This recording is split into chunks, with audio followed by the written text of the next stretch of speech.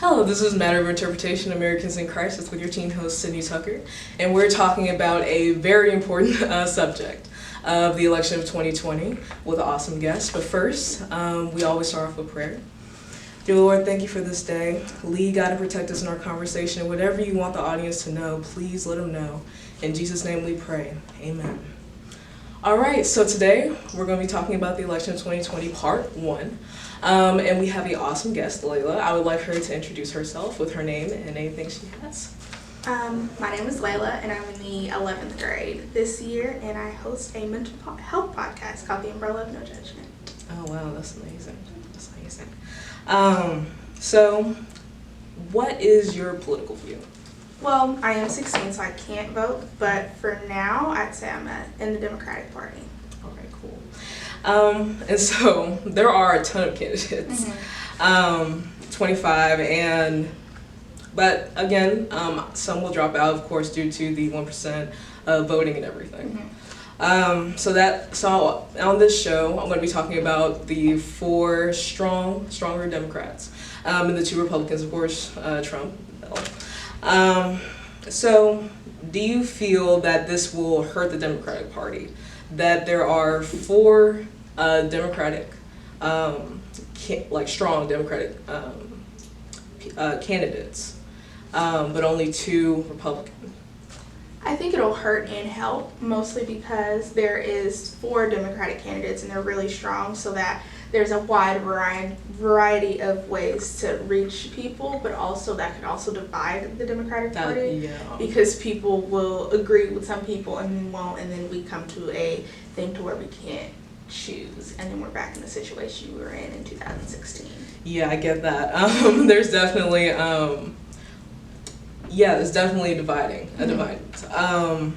And with Trump and Bill having just be on that side, it's just, I don't know, it's just the rival. I don't know, not necessarily even a rival, because Democrats and Republicans, it doesn't in my opinion, it doesn't really matter as long as what they believe and, of course, what they are standing for and what they're planning to do with our country. That's the important thing.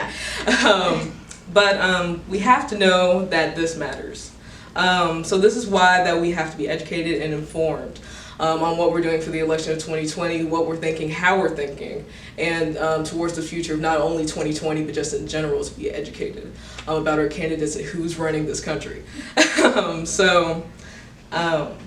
We have to know that this matters. So the government, the politics, and who's running and their views. So on the show, we're going to be talking about certain categories that are essential to talk about: criminal justice, education, economy, gun control, and immigration. So starting off with criminal justice, I want to talk first on the topic of the cash bail system. So what are your initial thoughts on that? In some ways, I think it's unfair, because judges or people in power will automatically hold, especially being a person of color, but especially being Black in today's America.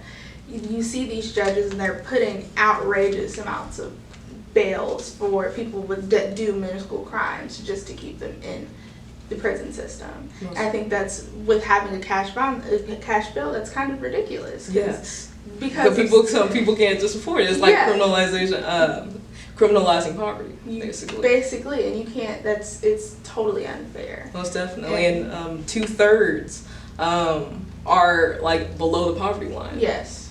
And one thing that I definitely think is really unfair. There are some that are convicted, also some that are non-convicted. Not convicted and are charged for just minor things. But what do you think of the different alternatives, for example, the DC courts and the risk trial assessment? I think that it's kind of like a hit or miss type of situation. Yes. It's kind of like a good thing, and it's also a bad thing. So it really, now I really can't even kind of have an opinion on it, because it's so up in the air. Yeah, most definitely. Because with the alternative, how I was thinking about it is, there are definitely consequences and ripple effects when it comes to putting someone in jail, because that's their life you're playing with, basically. So you either keep them in jail for the risk trial assessment, you keep them in jail, you let them go free, or instead of the cash bail, you have those certain conditions and things like that. So I feel like that is better, but some say that it's more of a bias type thing going on there. So I definitely get that, but the consequences come up to even losing your children because you're not there to take care of them, your job, your shelter, it just all goes like downhill from there. But around 1/3 aim to end the cash bail. So that's good. Ms. Harris, the Democrat that is reforming, which has like 9% of the votes. Is a former district attorney and has a legal background. So that's kind of interesting how she kind of took that in her hands like that. But another topic for criminal justice that I want to talk about is the cocaine sentencing disparities. So basically, for those who don't know, it's having cocaine in two different forms. It's the same drug in two different forms. And the thing is, you can get more of a charge, more of a consequence for one or the other. So many are still deciding when it comes to the candidates and everything, but the top Democratic candidates, Joe and Bernie, say to just scrap it. So what are your thoughts on the cocaine sentencing disparities? I think that it's the same drug. It should be charged as the same thing. I don't understand why it's such up for big debate on, well, if it's in one form, it should be treated this way, and it's the same thing. It has the same effects on people. It's essentially the same thing. I don't understand. Yeah, same. Again, I just don't get it. I don't get it. But what really tripped me up was African Americans are affected in much higher rates than other groups when it comes to this. And that's a little sketchy. A little bit, but But moving on to education. And the topic of teacher pay, of course there was pensions, protests, and having the strike movement and everything. So the concern now is the teachers having inadequate pay and the classroom conditions. So nearly all the Democrats wanted to boost their pay. But what do you believe? Do you feel that teachers should have additional tax credits? Or do you feel that the teacher pay should just be boosted, and why? I think it should just be boosted. These are literally people that spend their entire lives educating the future and creating the future of leaders.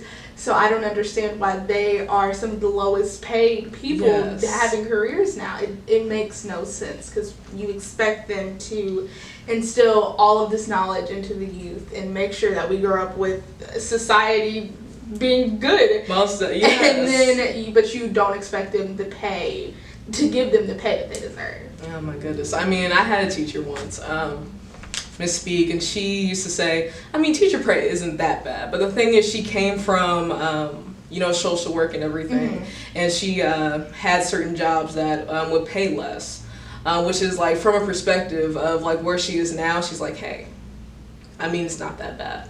And so, I feel like it is a pay, but the thing is, I don't know, it's just divided in some ways when it comes to looking at it. But definitely we're having our teachers being paid less, having our teachers having these struggles when it comes to earning money and teaching the kids of our future. It's terrible because I know some teachers that definitely help me out when it comes to family life situations in general, not only in the classroom but outside. And all of that that they have done is like they should get paid, the decent amount that they deserve. But of course, moving along, also with the teachers, students are having a hard time with student debt. It is very common, and 45 million of Americans own $1.6 trillion in student debt. When I initially found that out, I'm like, that is ridiculous. It's insane. But then, of course, I look, I'm a college freshman right now, and going through financial aid and the process of going to college, etc., looking at the different pricing and the options and what colleges have to offer.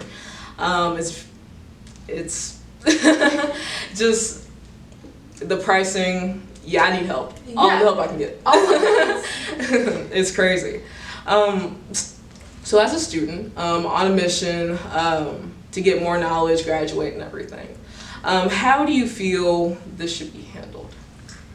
I think especially for careers nowadays and jobs nowadays, they expect us to go through college and then go get a high-paying job, but half of these jobs you need more than a master's degree now. Yeah. So going to college for $20,000 a year, who has that type of money? Yeah. What regular middle-class citizen has that kind of money? Yeah. To pay that. Yeah, how people say no one got time for that. We don't got money for that. We don't have money for that. Like, no one has the money for that. So Yes. I feel like when you are trying to get there, you're getting punished for years. Yes. Because you wanted to get your education, you wanted to be successful in life. It's like telling people, don't go and be successful in life. Yeah. Because you're going to have to pay for it for the rest of your life. It's actually ridiculous. Yes. I'm definitely with you there. Yeah. Just living the life in general. But there are sides that I want to bring out for what the kids are thinking. So some say to cancel some student debt. Mm-hmm. Some say to expand on fixing debt relief programs, which is really popular. But then there's Bernie that says to cancel all student debt. Oh, yeah. So, you know, as a college student, hearing that, I'm just like, thank you, Bernie. But yeah, I need all the help I can get. But speaking on money, I want to talk about the economy and the affordable housing. The rising cost of housing has led 1/3 of Americans' households to spend 30% of their income on mortgage and rent. Mm-hmm. So student debt is actually preventing young people from buying homes. Buying homes, yes. And living that life. I know that as a testimony. Yeah, although I'm living on campus and everything, it's not really the same. But it's very, yeah, it's the truth. So what do you feel, I guess, should be the solution to this? Because again, there are mixed views on like what we should do. So just how do you feel about this in general? I think that with the housing and the economy, people don't want.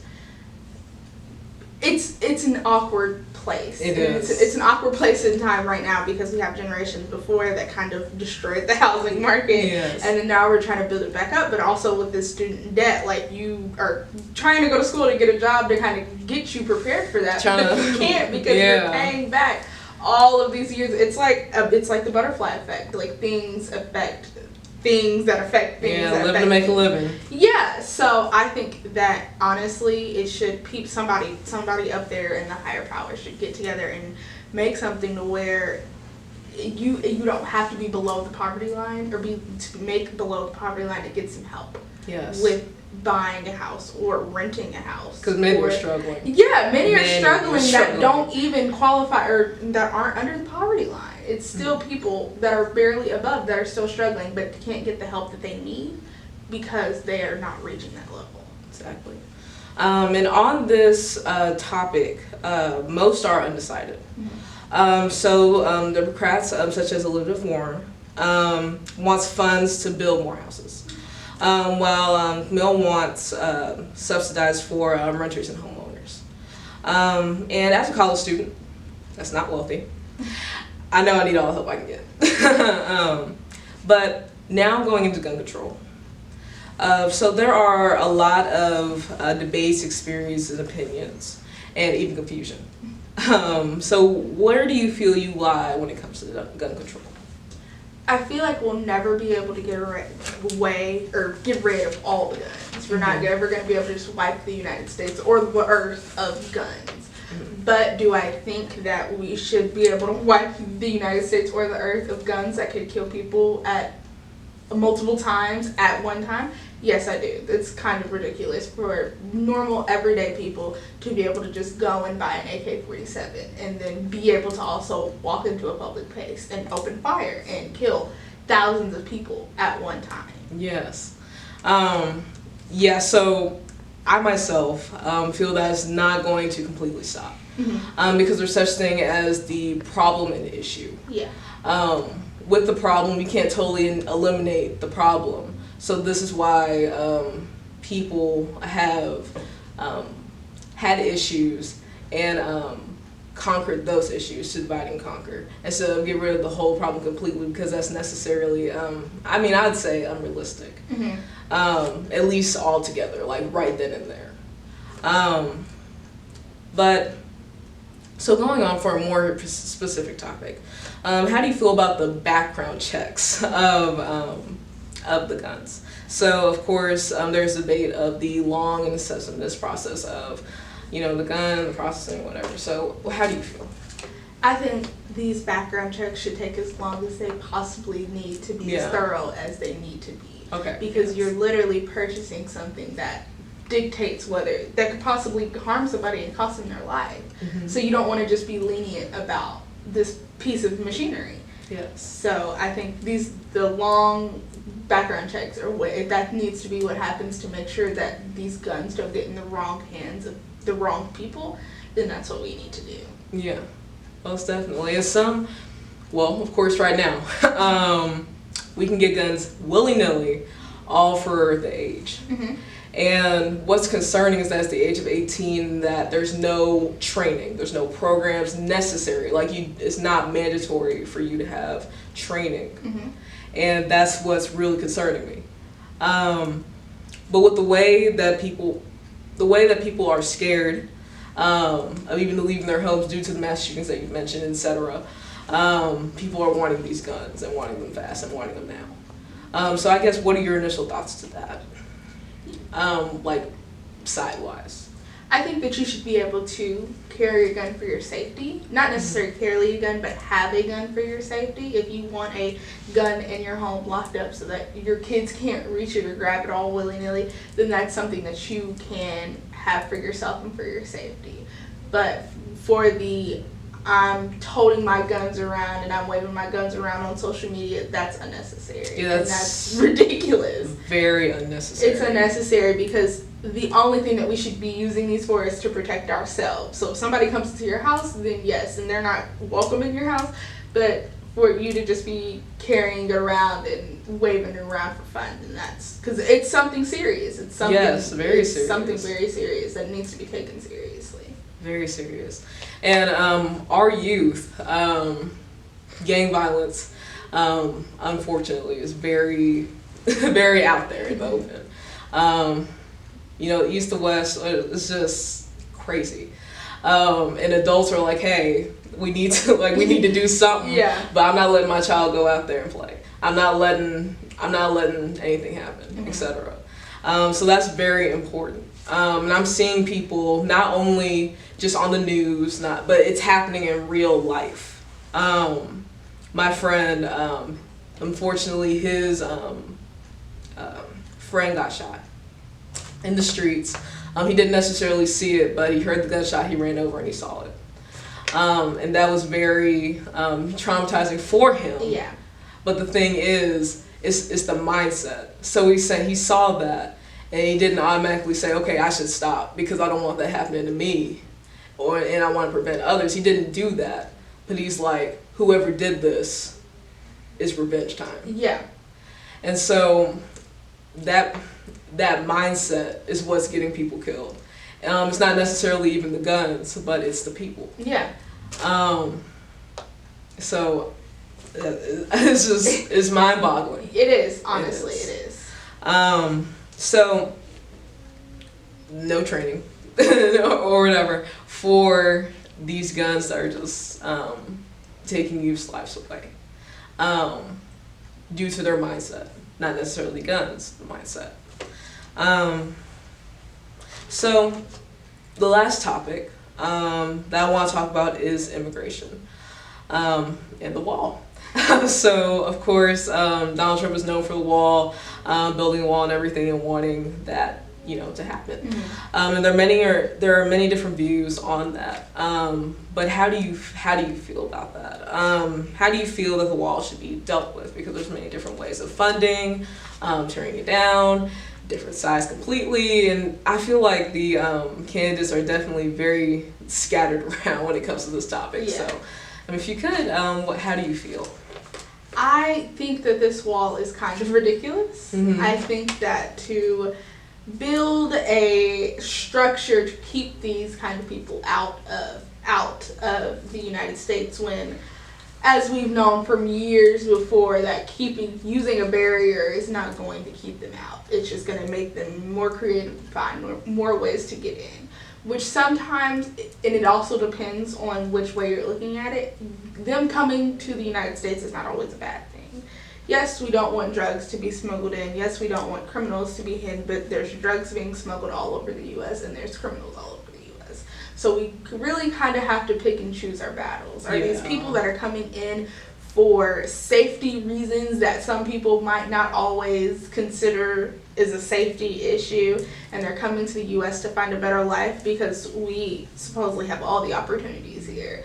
So I think it's just more of a what do you think? It's kind of all in your mindset of things and how you look at things. Because if you think that this is how it's only going to bring in drugs and it's only going to bring in all these horrible people, then regardless, I don't think the wall is a good idea. Yeah. Yeah. So I do my research, and I love watching people's perspective, hearing people's perspective. Mm-hmm. And I've actually listened to Trump supporters say, "Hey, we don't want, like for example, the opiate epidemic, just things getting into our country, criminals getting into our country, etc." And not wanting them there, so in order to build the wall. What would you say about that, or to them?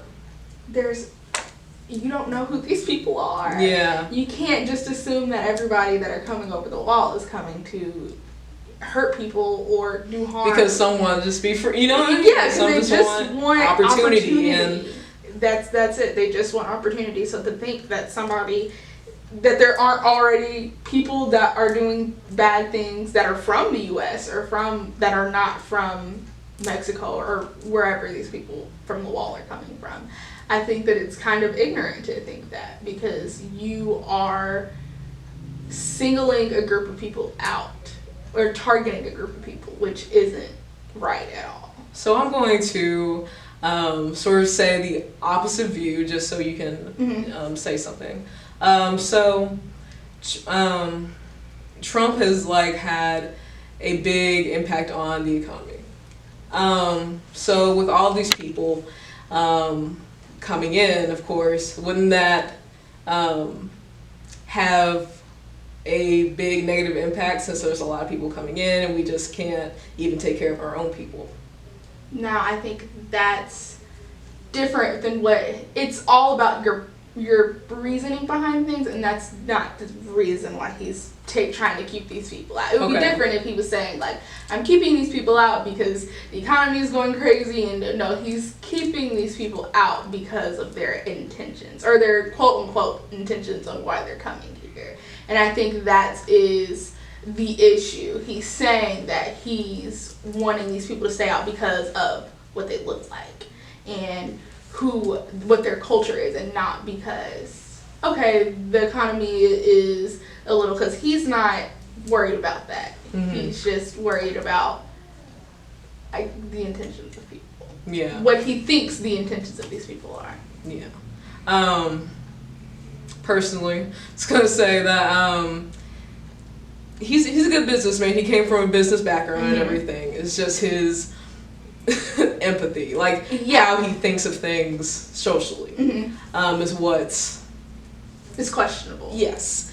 But other than that, yes, I feel that definitely immigrants, refugees should definitely have the opportunity to come. Yeah. But overall, talking about the election of 2020, certain issues that definitely come together, and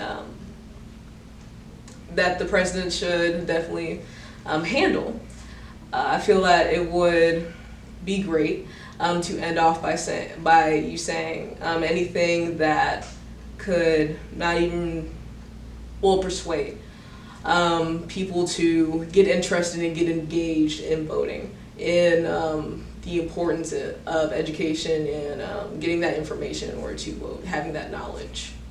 I think people always say the things that they would do differently or the things that they want to see happen. And voting is really the only way to get your voice out there and really make a change. I mean, you can get on Twitter all day long and talk about how you would change this and you would change that. But really getting out in those polls and voting for the people that you think would do best for And getting our other community. people to vote too. Yeah, that's how you do your work. That's how you get your voice out there, and that's how you get your opinion out there, and that's how you make things work. Is really getting out there and voting. Because if you don't go and vote because you feel like these people, my vote doesn't matter. That's how we end up with somebody in office that is not doing things that you feel is good. If you feel like even if you're on the other side, if you feel like you want a change, and voting I think is the best way to do it. I feel that there's a ton of ignorance out in this political field, and they're basically playing a game. Mm-hmm. But you need that knowledge because that is the power for you to make that discernment. Mm-hmm. Make that choice on what you want to do, how you want this to be governed, and of course the consequences for your choices. But other than that, this has been part 1 of Matter of Interpretation, Americans in Crisis, and stay tuned for part 2. Thank you.